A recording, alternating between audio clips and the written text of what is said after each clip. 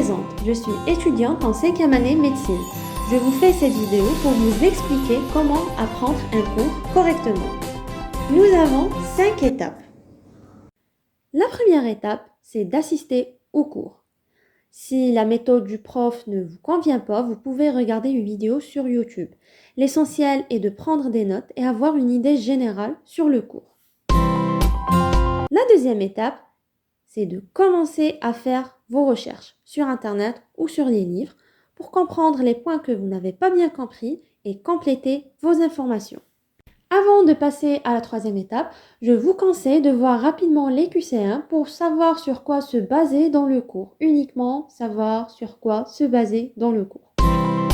La troisième étape, c'est de prendre vos polycopes. En général, on a tous des polycopes, c'est-à-dire le support du prof. On commence par une simple lecture, on peut aller même vers 10 lectures selon votre concentration. Et bien sûr, on aura en tête les grands titres. Prenez vos surligneurs et commencez à marquer les grands titres. Par la suite, passez vers les sous-titres et ensuite vers les détails. Et bien sûr, gardez toujours vos livres à vos côtés pour pouvoir chercher les points que vous n'avez pas bien compris et compléter vos informations. On peut diviser le cours en plusieurs parties. De cette façon, on apprend chaque partie correctement et en prenant en considération tous les détails. La quatrième étape est d'utiliser ces 5 sens pour une bonne mémorisation. On peut faire des enregistrements vocaux de notre propre voix expliquant le cours.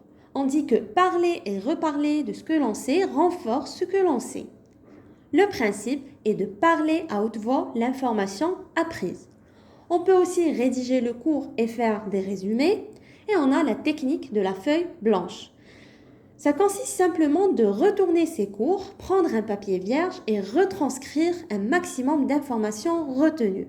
Bien souvent, vous verrez qu'en 2 essais, vous aurez retenu 70% des informations.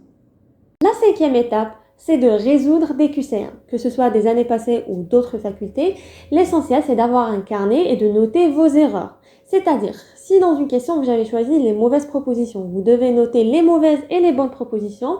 Ça aide vraiment à mémoriser l'information correctement.